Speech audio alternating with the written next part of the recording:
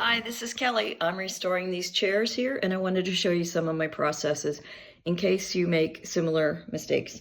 So I made a pattern out of newsprint or something from the grocery store, just paper, and I took off the backing of these chairs, each one of these chairs, okay? And then I made a pattern. Well, I went home and I cut them with a wood cutting saw on my grinder at home for stone. But anyway, I put a wood tool on it. So when I took this, there are 3 chairs of this kind. But the first one that I took, I went and put the first piece. I didn't have enough wood for these chairs because the other chairs are a lot bigger. And I only had one piece of wood I found in the trash for that was, clean on the pallet. And so I cut it up. So I have these extra pieces that are just going to fit in like this. But I kind of decided that's better than nothing. And I didn't want to turn this into a lifelong endeavor. Anyway, I put this piece here into the other chair that's not in this video. And I saw, oh my gosh, I have to cut this and a little bit here. Well, I did the other stuff, but while I was starting to get on this, I thought, oh, bright idea. Do you know what? It's quite possible that these chairs are a little bit different from each other, and I just happened to put that piece on the wrong chair that I did not measure. These things, do you see there's a little bit of give in there? So it could be. So frankly, then I took this piece that I was working on, and I brought it over to this chair. It's hard to do this with a video without a tripod. Anyway, it turned out all I had to do was cut off this little bit here, and this piece would fit into this chair. So that was nice, saved me a lot of work. And hopefully these other pieces that are a little bit smaller are going to have less work, and if I find the right chair they go to. But actually I didn't make 3 patterns, so it could be that I still have work to do. Because I didn't bring my blade back here. I didn't want to make that mess in this city house. And I can make the mess at my house because I live in a perfect place for making messes. Anyway, so I don't need to cut all this stuff off. So the idea is basically, these are the chairs. I removed the netting that covered that. Then I bought these foam pieces because I just couldn't figure out where to get that for free here. Back in Texas, my husband John and I used to go to Dell Computer Trash Can, and why does that look longer than it did before? Anyway, I had this cut, but because it's underneath. I don't know why this chair seems to has a lot of fold over, but the one in front didn't. Anyway, we went to the dumpster at Dell Computer to get really thick. It was thick foam like this, but it was more firm than this. And it was a dumpster with only dry stuff in it, just boxes and shipping materials. So we would go there to get stuff to ship for my sculptures. Fabulous. But I am in Tuscany now, and I don't have any idea if there's a place like that. I do get boxes from, well, I got boxes from Troni, which is a electric store. And so I measured this, and I wanted it to be a little bit full. Now, the thing is, so here's the cushion that I have. I did watch a lot of YouTube videos, and my friend Jane took a course from an Italian about how to restore stuff. I didn't want to get into that because you see the pins that are here. I didn't want to deal with that because also these aren't my chairs, and some guys are extremely, how are you wasting your time? So I'm wasting my time because I sit on these chairs and they cut the circulation off on the back of my thighs, which means it's not a healthy situation and it's uncomfortable to sit on. So I decided if they do it for me, they probably do it for a lot of other people. And anyway, so the idea is I'm going to stick this wood in here and then nail it into these big solid pieces of wood. And that's how it's going along. But I'm going to do one first because I want to see what kind of mistakes I'm going to make. And I've got protection on the floor for this. I may try to, I don't know if this will go up on the arm of this couch.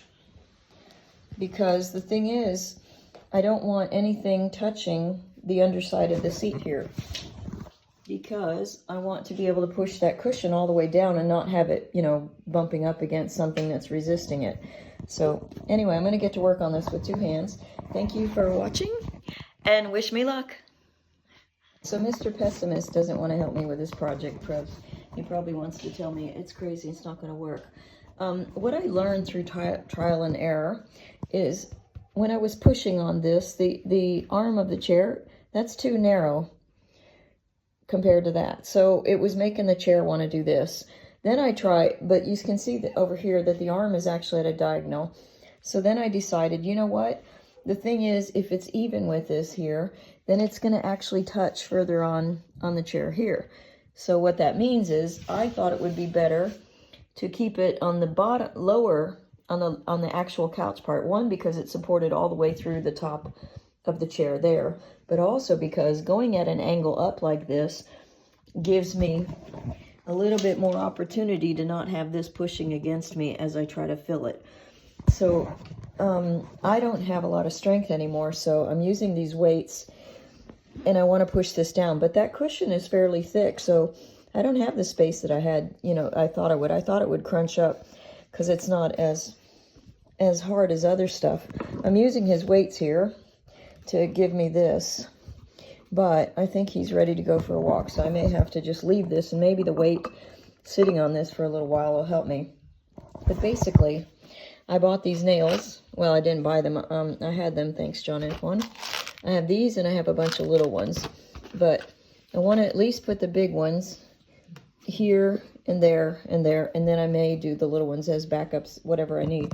I just didn't want to spend money on getting other stuff or the errand. So, see you in a bit. And just a quick tip reminder, when you're putting your nails in, always keep an extra nail of the same size outside, because you'll need to measure. You don't want to go too far, obviously, and have the nail go outside of the wood on the outside. That would totally screw up your whole project. So you want to measure, and you can see with the fabric here, you want to say, okay, I want enough of the nail to hold on to the wood. Otherwise, if it's too shallow, it's going to do nothing. And you don't want somebody sitting on it and having the bottom fall out. So even though it has the braid and stuff under it, they're not going to fall to the ground, but still, what a horrible sensation. So I basically want it to go to where I see there's plenty still left there, but I have a good half of the nail in and half out, because you also need enough to hold this. You can't have a tiny little head that goes to there and maybe doesn't hold anything. I'll put more in, but right now I'm just trying to move stuff down. For example, I put this one in first, and then I pushed this one in. No, I put that one in first. I'm sorry. I put this one in first, then I went and did the other, and then this I was able to push down lower. So can you see I've got 2 nail holes there? So I pulled that one out, and I'll put another one over here, but lower. And I'm not sure exactly why that happened, except that I think little by little, the pressure you give, and the more you secure one side, the other side can be pushed stronger. So anyway, that's just my little girly take on how to do stuff. Oh, also, I put this underneath here because I was having problems. I don't know if you can see it. See, the head is digging in because I got this one too horizontal. The other ones I did more at an angle. So when I get it too close like that, I thought, well, maybe that will save it, and maybe it's damaging that instead. But I put a typical pliers because I didn't have anything else here. I put it here against the head to give me a little better surface to get this tiny little hammer to hit. Because sometimes I find it difficult to just, hit that directly. But if I put something larger on it, then I can hit that and it'll kind of give it. I don't know, again, if that's the right way to do stuff, but that's the way I've always done it. So, ciao, ciao. Okay, so this is the chair that I just put the cushion in the wood underneath. And I thought before I get all of the nail done that I would want to check and make sure that it was going okay. And this is the chair that hasn't been done. I don't know if that you can tell with the light. I tried to open the window to get some light.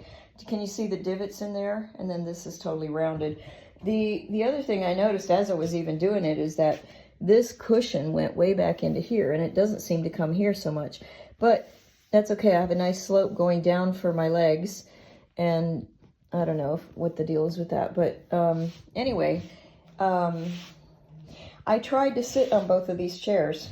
This one, I obviously sank down. I know what that feels like because that's why I'm doing this project.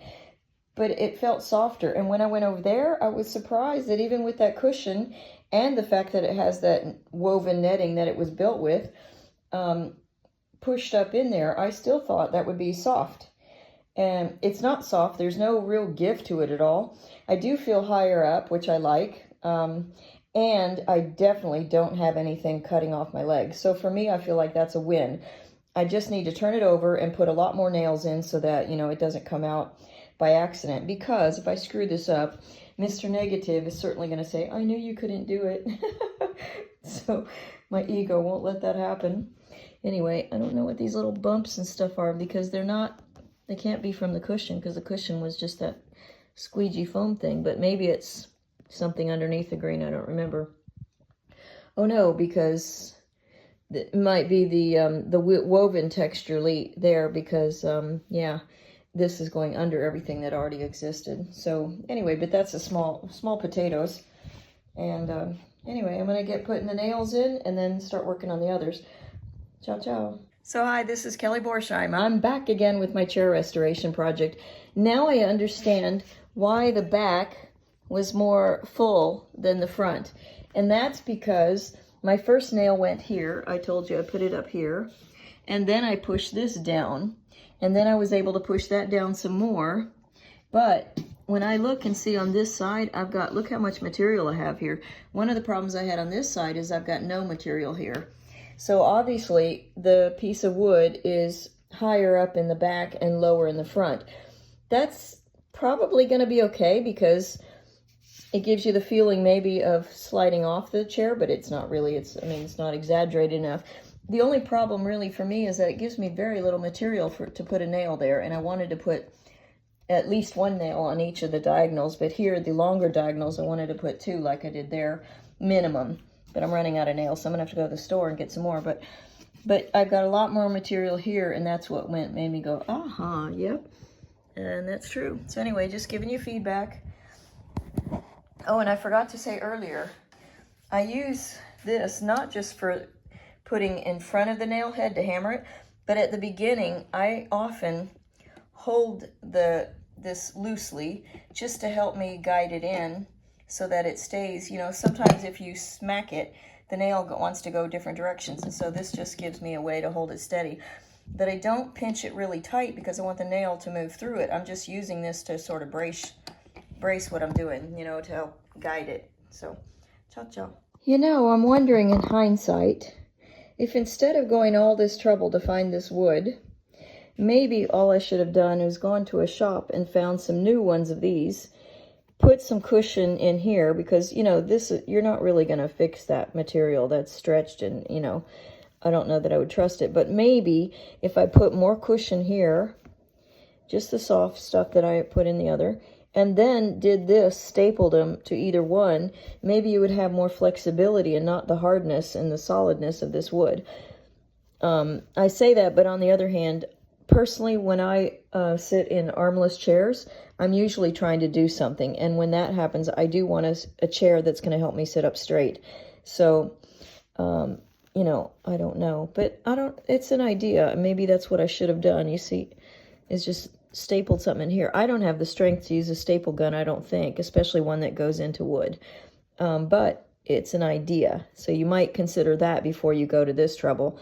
I mean, cutting all those patterns and then reshaping them and sanding them to get them this, you know, that's some work. And the only reason I could do it was because this chair is so, you know, that's a finger deep there. So I have material, I had space to work with without you seeing anything if you looked under the chair. So it's just some thoughts. I'm going to finish these two the same way I started them. Oh, I was going to show you. I didn't have enough wood. So these last two pieces are only going to be for this. So I'm going to have stuff sticking out on either way. And this other one was a little bit bigger. I have also a straight stretch of wood because I was thinking that if I had to, I might just put, you know, even a straight piece there or cut them, whatever. But kind of don't want to do that if I don't have to. So wait a minute, how? Oh, I see. I avoided the part at the back.